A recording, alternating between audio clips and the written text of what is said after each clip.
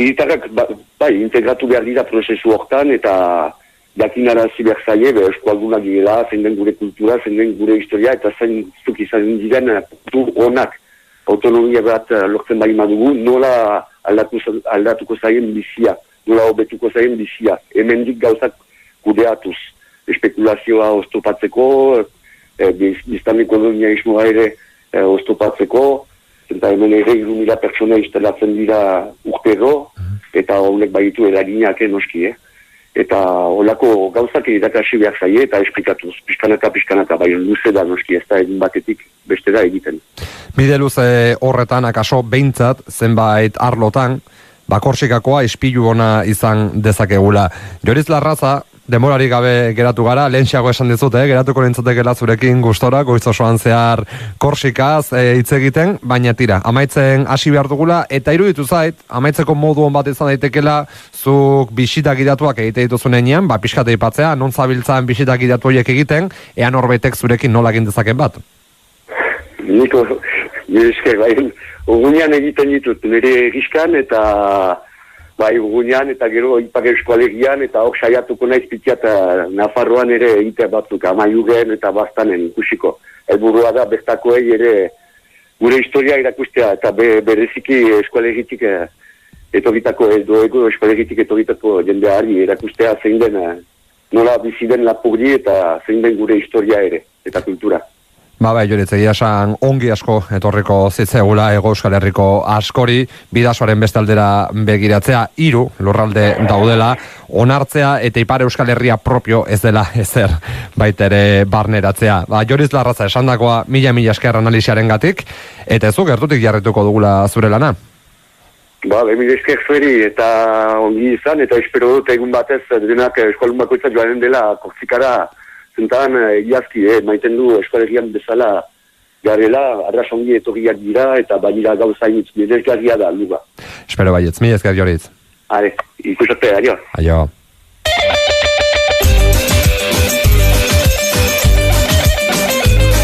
Mundu bat, herri.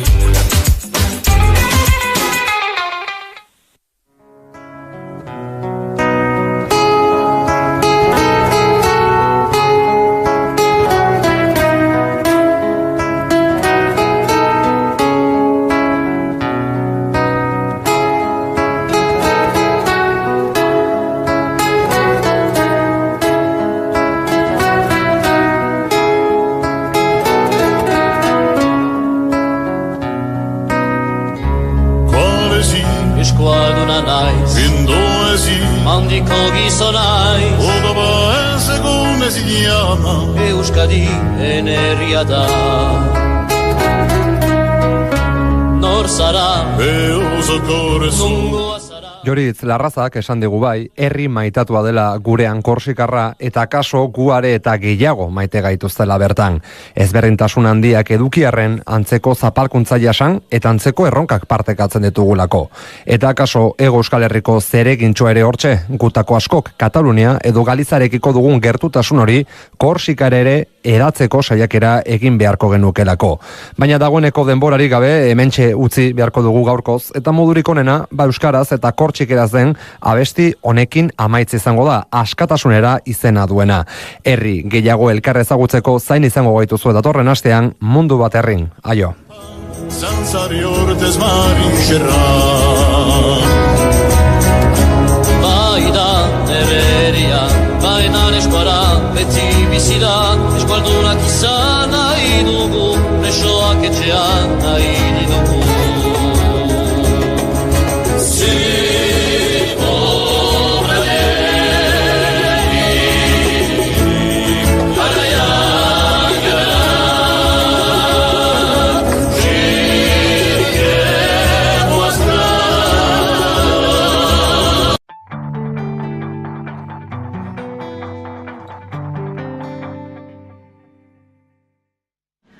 Nik ez dut inoiz izango urreko mugikor bat. Inoiz ez, mugikor berri bat, hileran oso gutxiratik. Orain Euskaltelen bezero izateagatik estrenatu Samsung 5G hau hilean 9 € ordainduta. Eta oraindik bezero ez bazara, ere bai. Euskaltel, zer nahi duzu bihar?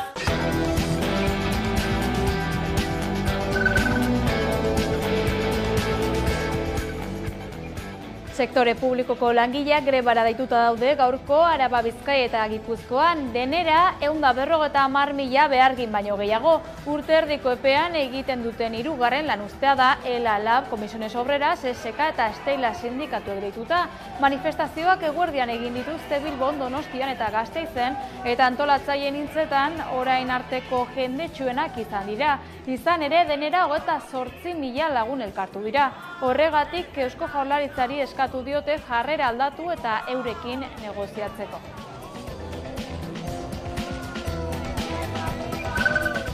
Itsasontzi bat itsasoratu du egunotan Muru eta Ontziolak Urdaibain, eta inguru horretan egin asmo duten museoaren proiektua salatzeko baliatu du aukera Stop Guggenheim Urdaibai plataformak. Zenbait ekintzaiek pankarta erraldoi bat zintzilikatu dute horretarako Ontzian.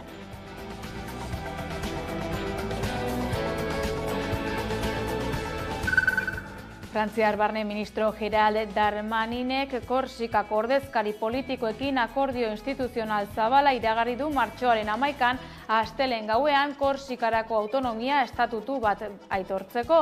Uharteko agintariek eta Frantziar gobernuak pasaden irailean abiatu zuten prozesuaren ondorio litzateke.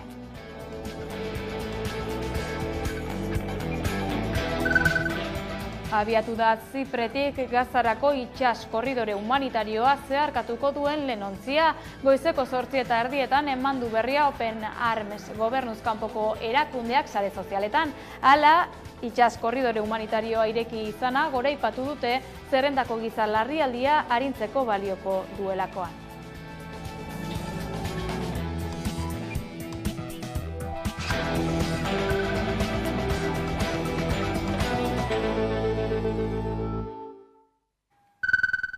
Arratsaldeon, gaurkoan eguneko argazkiarekin hasiko gara. Sindikatuen arabera, erantzun zabala izaten ari da langile publikoen grebak.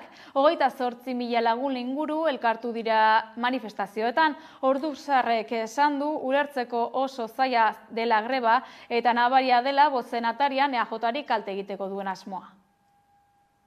Euskal Autonomia Erkidegoko arlo publikoan deituta dagoen greba, lehen orduan bildutako datuak oinarri hartuta, jarraipen zabala izaten ari dela azpimarratu dute sindikatuek. 11:00 abiatu egin dira manifestazioak EAEko 3 hiriburuetan.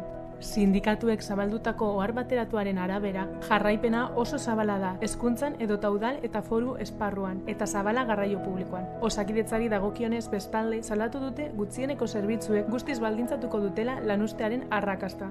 Zerbitzu publikoaren alde, adostu soldatak eta enplegua hemen, lelopean deitutako lanuztea sektore horretan azken hilabeteotan deitutako 3. da. Urriaren 25 eta abenduaren 19 kolektibo beraren artean egindako greben ondoren. Greba horren bidez, sektore publikoaren lan baldintzak salatu nahi dituzte deitzaileek. Izan ere, erosteko ahalmenaren galera 8%tik gorakoa izan da azken 2 urteetan, eta behin-behinekotasunak muga historikoan dago, 144 iritzi baita. Horregatik, aurten soldata 10% igotzea eta behin-behinekotasuna 8%ra jaistea eskatzen dute. Osakidetzan ezarritako gutxieneko zerbitzu gehiegizkoak salatu dituzte sindikatuek. Diotenez, horiek guztiz baldintzatuko dute jarraipena. Izan ere, euren ustez, milaka langileeri greba eskubidea ukatu zaie. Zerbitzu publiko indartsuak behar ditugula, lanpostuak egonkortu behar direla, sortu eta egonkortu behar direla, erosalmena berreskuratu behar dela, eta batez ere kalitatezko zerbitzu publikoak behar ditugula. Bai.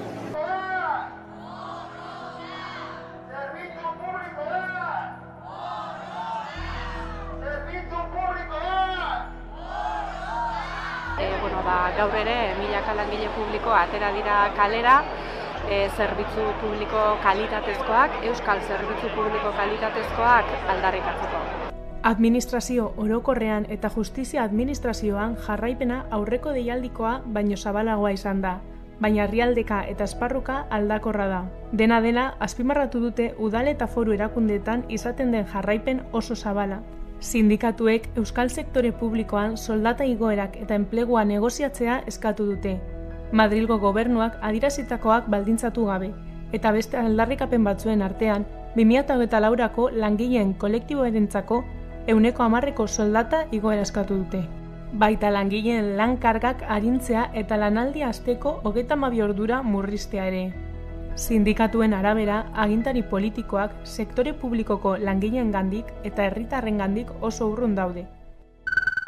Gasteizko herritarrek eta erakundeetako ordezkariek hiriburuan gertatutako hilketa matxista saiakera gaitzetsi eta arbuiatu dute gaur. 31 urteko gizonezko batek labanez eraso zion bikotekideari Arriagalaku auzoko etxebizitza batean. Gasteizeko udalak azken eraso matxistaren aurka biktima babesteko ekimen bat martxan jarri du. 31 urteko gizonezko batek martxoak 11an astelena bere bikotekidea erailtzeko saiakera egin zuen, emakumea zaurituta utziz. Hori dela eta Gasteizeko plaza berrian 5 minutuko isilaldia egiteko deialdia egin du udalak. Biktimari eta ingurukoei babesa adieraziz. Udalak eraso matxisten kontrako protokoloa abian jarri du, biktimari beharrezko baliabide guztiak eskainiz. Udalak adierazi duen bezala, garrantzitsua da eraso hauek arbuiatzea eta biktimari babesa adieraztea. Beti salatu behar direla horrelako ekimenak. Nik uste dute gure gizartean errotuta dagoen matxismo homizida hau nik uste dut salatu beharrekoa dela. Eta baita ere, esan arrazoi asko daudela, ez? Gizartean oraindik ere egon badaudela hainbat kontu kulturalak, hezkuntzaren arlokoak baita ere. Emakumeen aurkako erasoei erantzun ematea ezinbestekoa dela argi utzi du udalak. Erasotuari beharrezko arreta emanez eta neurriak bermatuz. Eraso hauen aurrean prebentzio neurriak garatzen jarraitzea bereien helburua dela adierazi dute. Gasteizeko mugimendu feministak ere erailketa matxistaren saiakeraren aurrean mobilizazioa deitu du ostegunerako. Martxoak 14a Virgen Blankan 7:30. Urdaibai museoa eraikitzeko azpijokoak daudela salatu du Guggenheim Urdaibai Stop plataformak.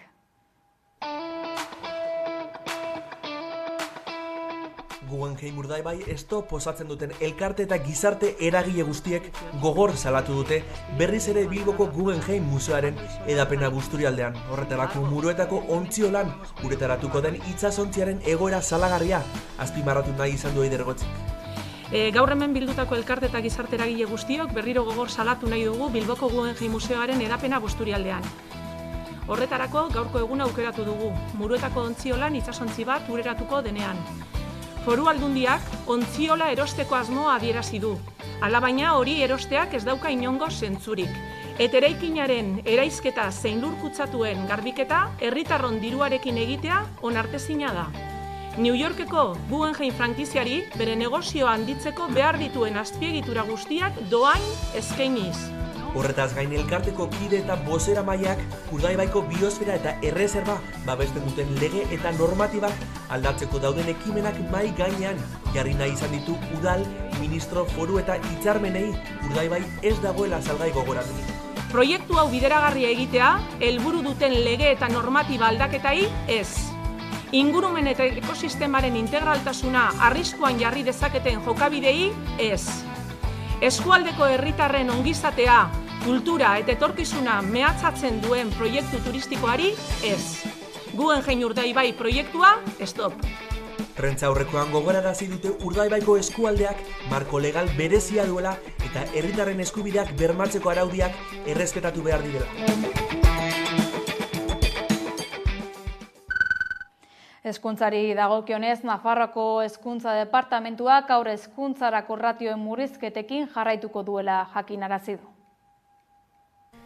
Nafarroako hezkuntza sistema publikoak datorren 2024-2025 ikasturtean ikasle kalte beren volumen handiena duten ikastetxetan aur hezkuntzako geletan ratioak murrizten jarraituko du. Guztira 3 urte beteko dituzten 5.221 aur sartuko dira datorren ikasturtean Nafarroako hezkuntza sisteman. Aurreta lehen hezkuntzako ikasleak onartzeko ohiko prozesua martxoaren 18-tik 22 bitartean eginen da. Onarpenerako behin betiko zerrendak apirilaren 30ean argitaratzea aurreikusten da eta matrikula egiteko ohiko epea ekainaren 17-tik 21 bitartean. Hezkuntzako Kontseiari Carlos Jimenok eta Departamentuko Hezkuntzako zuzendari nagusi Gil Sevillanok jakitera eman dituzte haur hezkuntzako eta lehen hezkuntzako bigarren zikloko irakaskuntzak egiteko Nafarroako Foru Erkidegoko ikastetxe publikoetan, naiz itunpeko ikastetxe pribatuetan, ikasleak onartzeko ildo nagusiak zeintzuk diren, eta ni publikokoa naiz lelopean, egun hauetan edatzen ari den eskola publikoari laguntzeko publizitate kanpaina aurkeztu dute. Carlos Jimenok adierazi duenez, ikasleen banaketa orekatuagoa bilatzen saiatuko dira.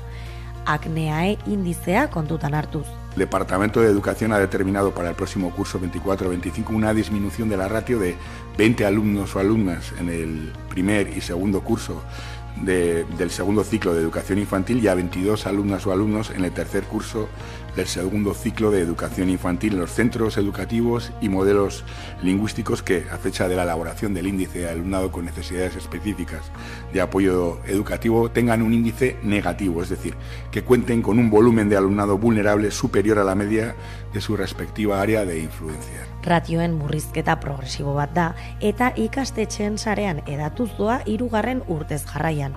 Helburua da ikasleek gehiago eta baldintza hobeagotan ikastea, ekitateari lotutako ratioen jaitsiera mailakatuz eta ikastetxearen beraren ekitate eta berrikuntza eraldatzailearen irizpideak kontuan hartuta.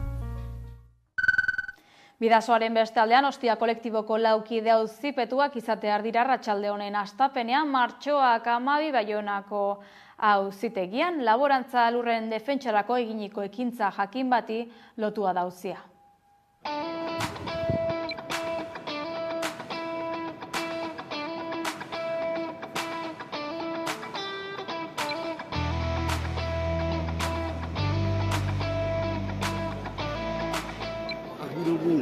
Proiektu hori ez dugula utzizterat eginen, eta hemen gira horren defentsan engaiatuak osoki.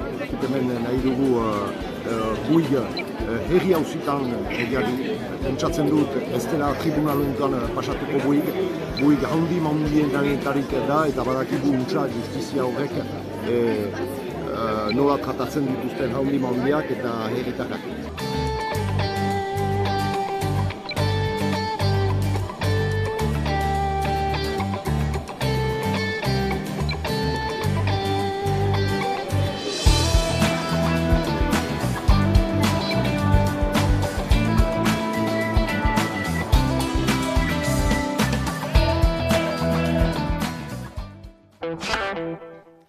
Bazen behin jaiotza bat, Gasteizko ipuin literarioen nazioarteko jaialdiaren jaiotza. Gasteizko Ignacio Aldekoa kultura etxeak Aldekoa ipuin literarioaren nazioarteko jaialdiaren lehen edizioa antolatu du. Jaialdia martxoaren 13-tik 16 bitartean egingo da. Jaialdia mintzatzeko gurekin dugu Iban Zaldua, jaialdiaren zuzendari literarioa. Kaixo, Iban? Kaixo, arratsaldeon. Arratsaldeon, Gasteizko ipuin literarioaren nazioarteko jaialdia antolatu duzuelen aldiz, nondik jaio da egitasmo hau? Bueno, pixkat ikusten genuen badaude festivalak, jaialdiak, literaturakoak gure inguruan, eta nahiko errotuta daudenak, baina hori idazleen artean askotan komentatzen genuen, baina badago novela beltzaren inguruan, badago literaturaren inguruko gauzak, poesiaren inguruko kontuak, eta falta da, ipuinaren inguruko zerbait, Eta alde horretatik, nik aspaldi neukan pixka bat ideia, ni batez ere ipuinlaria naizenez eta generoa ezagutzen dudanez, eta ezagutu ditudalako ere nazioarte mailan hain zuzen ere genero literario honetara dedikatzen diren festivala, zergatik ez egin halako jaialdi bat hemen gure artean, Zein da jaialdiaren helburua? Hain zuzen ere hori, pixka bat aprobetxatuta Gasteizek daukan alde horretatik ondare, ondarea ipuin hiri bezala, besteak beste, kulturetxea, antolatzen duenan kulturetxeak daraman izena horren lekuko izango litzateke, Ignacio Aldekoa, gaztelaniaz 20. mendean ipuinak idatzi zituen figura handienetako bat dela, eta aprobetxatuta ez, bueno, en fin, ez, Euskal Herrian gaudela, eta Euskal Herria ere neurri handi batean, en fin, ez, ipuin herrialde bezala definitu daitekela, ez, kontrajarrita Frantzia edo Espainia bezalako, en fin, ez, herrialde nobeleskoekin hain zuzen ere, eta Euskal Herria eta Euskal Literaturak jarraitzen duelako izaten potentzia bat, ez, ipuingintza alorrean, hori, ez, pixka bat zentroan jartzea, batzutan mesprezatua edo bigarren mailakotzat jotzen den genero literario hori, ez, helduentzako ipuin literarioarena. Helduentzako ipuin literarioarena. Lehen aipatu duzu Euskal Herria eta baita Euskara ere. Euskaraz eta Euskaratik sortutako ekimena dela diozue, Euskal ipuin literarioaren sorkuntza indartzeko asmoz izan da erabakia orduan, ezta? Bai, bueno, esan dudan bezala, nik uste dut ipuinak gure literaturan, gure literatura idatzian izaten jarraitzen duen potentzia nolabait hortik abiatzen gera. Ez gero, programa elebiduna da, noski, badauzka ekitaldi batzuk euskeraz, beste batzuk gaztelaniaz, baina are gaztelaniazkoetan saiatzen gera kanpoko idazleak gurutzatzen euskeraz, idazten duten idazleekin, eta alde horretatik alik eta programa zabalena, anitzena, askotariko herena, eta horikatuena sortzea izango litzateke pixka bat hori helburua. Zer topatuko dugu ekimenean eta noren eskutik? Bueno, egongo dira, ikusten ari zeate hor agertzen ari diren karteletan eta propagandan, ez, mota guztitako ekimenak, ez.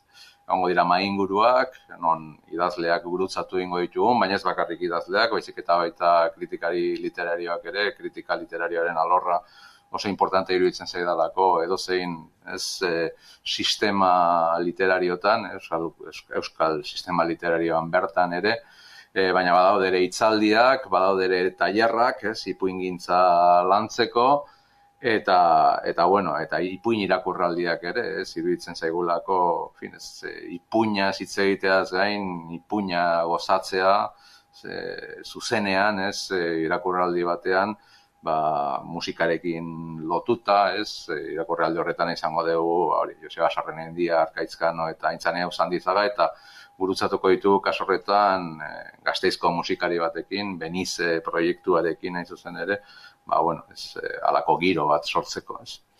Zuk esan bezala, sortzaile ospetsuk parte hartuko dute orduan jaialdian, ezta? Bai, nik uste plantela bereziki, distiratsua dela, ez, aipatu ditut adibidez irakurraldi horretan parte hartuko duen jendea, baina ukiko ditugu figura importanteak ipuingintza alorrean, nola diren Tina Valles, edo Ana Malagon, edo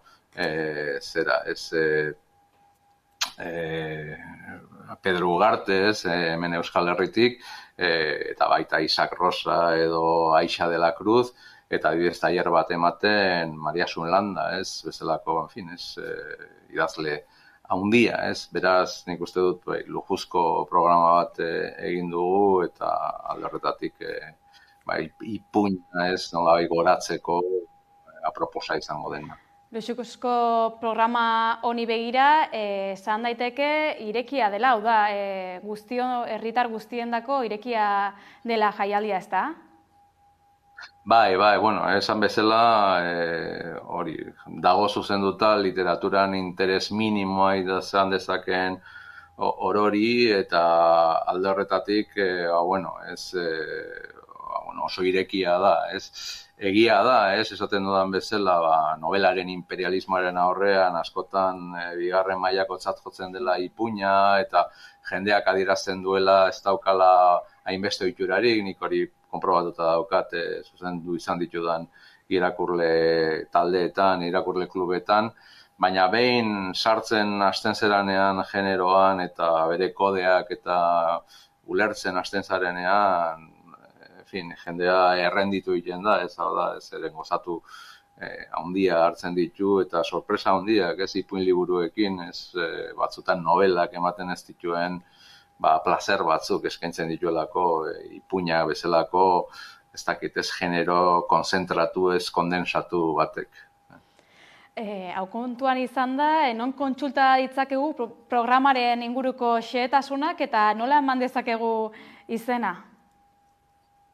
Bai, hor badago web orri bat dela Aldekoa zerekin, Aldekoa festivala, hori berekin, aldekoafestivala.araba.eusen, hor aurkitu daiteke programa, ala euskeraz nola gaztelaniaz, eta, printzipioz,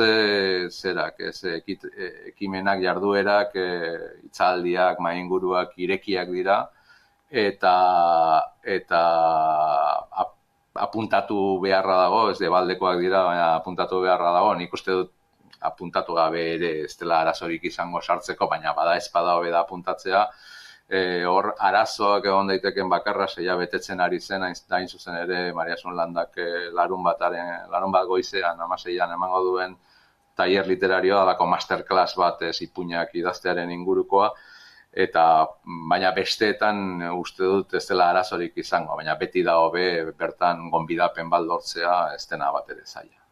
Gasteizek ipuinari egindako omenaldiaren inguruko zertzeladak jasota kontuan izango dugu, bihar ekingo diozuela jaialdiari bertan izango gara. Esker mila Iban Zaldua Aldeko ipuin literarioaren nazioarteko jaialdiaren zuzendari nagusia.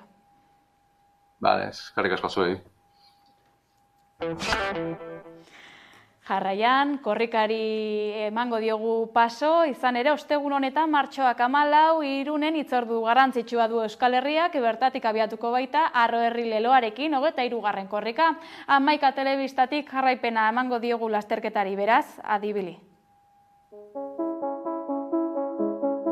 Korrikako lekukoa Euskal Herri osoan ibiliko da 23. korrikan, martxoaren 14an Irunen hasi eta martxoaren 24an Baionan amaituz, Lapurdiko hiriburuan. Arro Herri da urtengo leloa euskaraz eta gure herriaz harro gaudelako. Arro Herri izango da leloa, eta horrekin adierazi nahi duguna bada, gure herriaren arrotasuna, euskara aldarri eta euskara nagusi, baina inguruan ditugun beste iritzi eta danok batera eginda. Euskararen aurkako oldarraldi judiziala bizitzen ari den herriak inoiz baino korrikaren premia handiagoa du. Beharra dago, beti dago korrikaren beharra, ez da guk esaten dugu 1980an hasi ginenetik, helburuak berdinak direla eta ondorioz beharra badago, argi dago azararen 4ko manifestaldian ikusi izan, badagoela herri bat, arro dagoena, baina ez konforme. Eta euskaraz bizi nahi dugula aldarrikatzeko aprobetxatuko dugu korrika hau ere. Ostera 23. edizio honetan erronka txiki batzuk izango dituzte, tartan berrikuntza gisa aplikazio berria aurkeztu dute. Gaurre aurkeztu dugu adibidez APP berria eta korrika laguntzailearen kanpaina ere, eta horre pausu bat aurre egin nahi izan dugu, eta plastiko gutxiago erabiltzearen aldeko apustua eta erronka txiki batzuk hartu ditugu.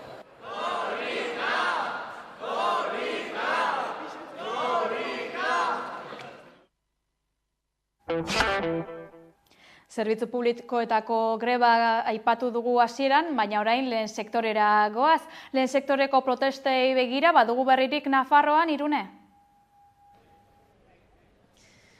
Joan den ostegunean nekazari talde bat bultzaka eta indarrez Nafarroko parlamentuan sartzen saiatu zen, eta honen aurrean Unai Ugalde Nafarroko parlamentuko presidenteak testu bat aurkeztu zuen, eta gaurkoan elebidunen batzordean testu hori aztertu dute. UPNek ez du jo erasotzat, eta Voxek eta PPek horren aurrean ere bat egin dute UPNek esandakoarekin batera, besteek kontra agertu dira, eta beraz ez da parlamentuan adierazpen instituzionalik onartu nekazari horiek egindako irainekin. Nafarroko parlamentuko taldeak ez dira gai izan ostegunean gertatutakoa gaitzesten duen adierazpen instituzional bat onartzeko. Unai Ugalde Legebiltzarreko presidenteak testu bat aurkeztu du iragan ostegunean nekazari batzuk parlamentuan indarrez sartzeko eta instituzioari eraso egiteko saioa gaitzesteko. Parlamentuko mahaiak eta eledunen batzordeak testua aztertu du. UPNek ez du gertaera hori erasotzat jo nahi izan eta PPek bat egin du interpretazio horrekin. Biak abstenitu egin dira eta Voxek aurka bozkatu du. UPN-eko Javier Espartzak nabarmendu du gertaerak irmo gaitzesten dituela, baina ura ez dela eraso bat izan eta ez dituela nekazariak kriminalizatuko. Y yo no creo que sea un asalto. Por mucho que diga el portavoz del Partido Socialista o el presidente del Parlamento que compare con lo que ocurrió en el Capitolio. Pues no, a mí me parece que hay unas diferencias más que importantes. Es decir, para mí un asalto es algo que está planificado, que está estructurado, que se quiere entrar en un edificio para tomarlo y mantenerse dentro por la fuerza, evidentemente. EH Bilduko Laura Aznalek manifestazioak zilegiak direla adierazi du, lehen sektoreak aldarrikatu dituen zenbait gauzekin bat egin dutela gehituz. Hala ere, ostegunekoa salatu nahi izan du. Lehen sektorea balioetsi dugu eta bere aldarrikapen batzuk partekatzen ditugu.